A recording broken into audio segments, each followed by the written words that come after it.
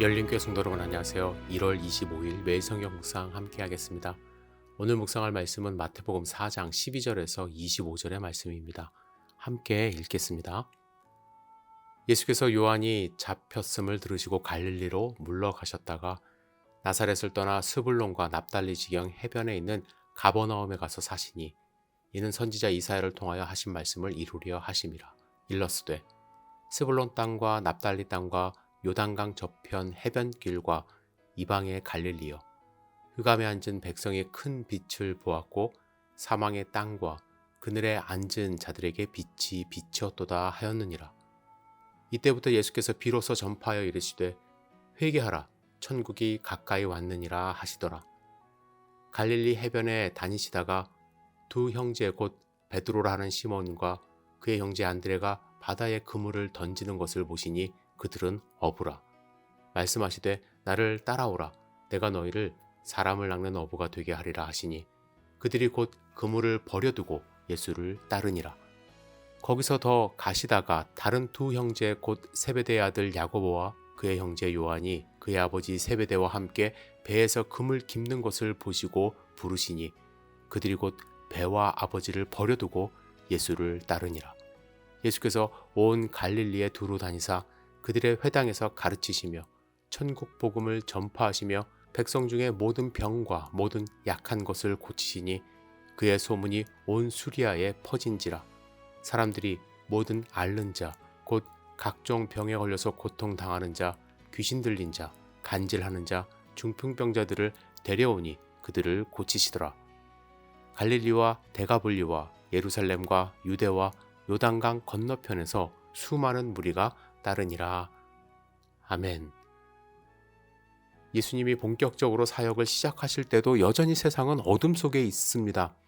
헤롯 대왕이 죽은 후 그의 아들 안티파스가 유대인을 다스리고 있었는데요. 안티파스는 방탕함으로 아주 유명했습니다. 그는 사바티안 왕인 아레타스의 딸과 이미 결혼한 상태였어요. 하지만 안티파스는 헤롯 빌립에게 시집간 헤로디아에게 반해서 그를 유혹합니다. 그래서 이제 헤로디아가 빌립과 이혼하게 만들고 헤로디아를 다시 아내로 맞이했습니다. 한마디로 하나님의 정의는 완전히 사라지고 인간의 추악함만 남은 왕궁이 된 것입니다. 이에 대해서 요한이 비판했어요. 요한에게는 많은 추종자들이 있었기 때문에 그의 발언에는 힘이 있었고 이 소식을 들은 헤로디아는 요한을 원수로 여기게 되어 안티파스는 요한을 가두게 되었습니다.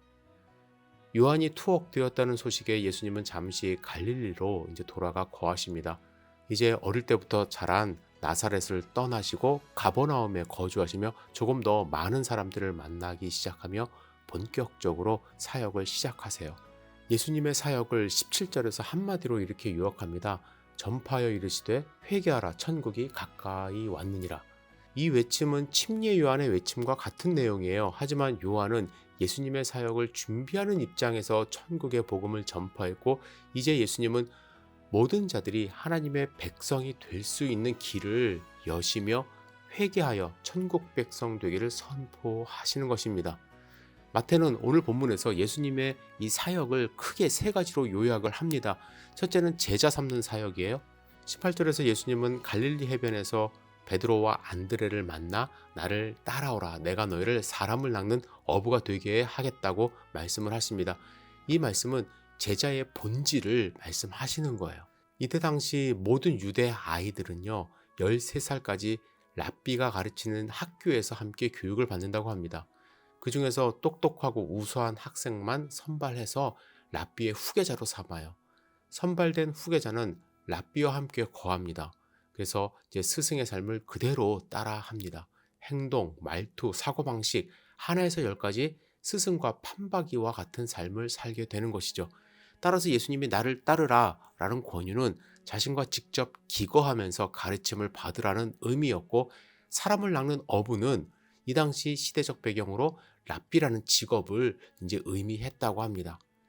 제자들에게 1차적으로 와 닿는 의미가 바로 예수님이 한 사람의 랍비로서 자기들을 제자로 받아주겠다 이러한 의미로 그들은 생각을 한 것이죠. 물론 제자들이 곧바로 예수님을 따르는 가장 큰 이유는 예수님의 거역할 수 없는 신적 권능이겠지만, 이후 제자들을 비롯해 유대인들이 예수님을 랍비라고 호칭한 것을 보면은 이렇게 랍비에 대한 막연한 뭐랄까요? 환상, 또 동경, 이런 것이 있기 때문에 예수님을 따라가지 않았나, 이런 생각을 해봅니다. 예수님은 그 당시에 있는 시대 상황을 배경으로 해서 제자들을 삼는 것을 가장 먼저 하신 거예요. 왜냐하면 하나님 나라는 이 제자들을 통해서 확장되어 가기 때문에 그렇습니다. 제자들은 또 다른 제자를 만들고 또 다른 제자를 만들며 누룩이 퍼지듯 세상에 예수 그리스도의 사랑이 퍼지게 하는 것이기 때문에 예수님은 제자 삼는 사역을 가장 먼저 하신 것입니다. 두 번째는 가르치는 사역을 하셨어요.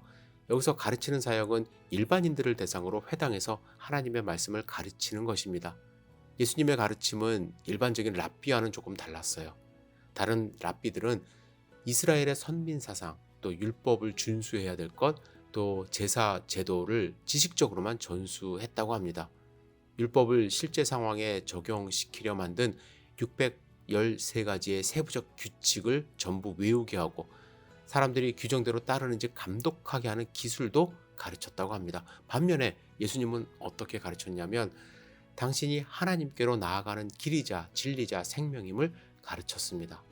여기서 한 가지 주목해야 될 사실은 예수님이나 다른 랍비나 인용한 교과서는 무엇일까요?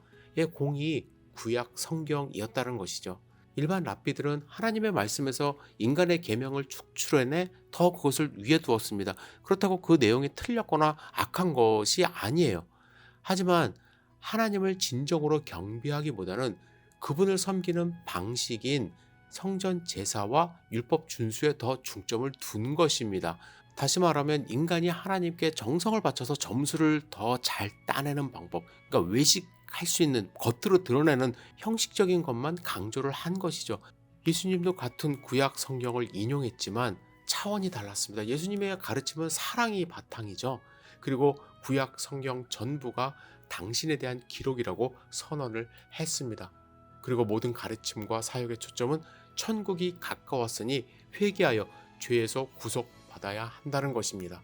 한마디로 하나님의 말씀인 성경에서 하나님이 주시는 구원을 가르치시되 그 구원을 얻기 위해서는 예수 당신을 믿고 따라와야 한다고 가르치고 계십니다. 세 번째는 치유 사역이에요. 예수님은 병든 자를 고치시며 회복케 하셨습니다. 이 치유 사역은요, 단순히 병자를 고치는 일로 끝나는 것이 아니라 하나님 나라에서 어떤 일이 일어날 것인지를 보여주는 사역입니다. 하나님 나라는 하나님을 주인으로 모심으로 하나님이 다스리는 나라이기 때문에 아픔이 회복되는 나라라는 것을 보여주시는 거예요. 천국의 모습을 환상으로 본 요한은 계시록에서 이렇게 기술하지 않습니까? 그들의 눈에서 모든 눈물을 닦아주실 것이니 다시는 죽음이 없고 슬픔도 울부짖음도 고통도 없을 것이다.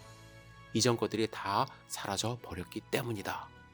예수 그리스도를 통하여 앞으로 완성될 하나님의 나라는 아픔도 슬픔도 죽음도 다 사라지는 나라가 될 것임을 예수님은 치유 사역을 통해서 보여주고 계십니다. 그렇다면 여러분, 이 천국 하나님의 나라는 어디 있나요? 완전히 미래에만 존재할까요? 예수님은 하나님의 나라를 선포하셨어요. 시작이 되었습니다. 하지만 아직 완성된 것은 아닙니다. 따라서 우리는요, 이 땅에서 하나님의 나라를 경험할 수 있지만 여전히 악과 싸워야 하는 상태에 있는 것입니다. 우리가 하나님 아버지를 주인으로 모시며 하나님의 주권 아래 살아간다면 우리는 하나님 나라에서 하나님의 백성의 모습으로 살아가는 것입니다.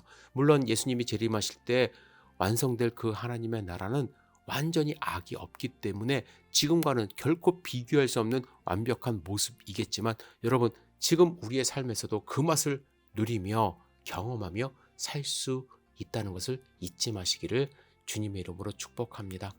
LA에서 지금 연일 총기 사고가 일어나고 있습니다. 그 원인은 잘 파악이 되고 있지는 않지만 많은 사람들이 고통 가운데 있습니다. 이러한 고통 가운데 있는 세상에 빛과 소금으로 이 땅 가운데 오시고 우리에게 구원을 주시기 위하여 오신 예수님의 사랑이 정말 세상 사람들 마음 가운데 좀 심겨졌으면 좋겠습니다. 악을 따르는 것이 아니라 예수님의 사랑을 따르는 세상이 되었으면 좋겠습니다. 여러분들도 이 세상을 위해서 함께 기도하는 하루 되기를 주님의 이름으로 축복합니다. 기도하겠습니다. 전능하신 주님, 오늘 하루의 삶을 온전하게 주님께 의지합니다. 주님, 우리와 함께 동행하여 주셔서 우리가 하나님을 만나고 하나님의 그 사랑을 마음 가운데 품음으로 하나님의 백성으로 살아갈 수 있도록 축복하여 주시옵소서. 간절히 기도합니다. 이 세상을 치유하여 주시옵소서. 하나님의 복음으로 이 세상에 어둠 가운데 하나님의 빛이 전파될 수 있도록 인도하여 주시옵소서. 예수님의 이름으로 기도드렸사옵나이다. 아멘.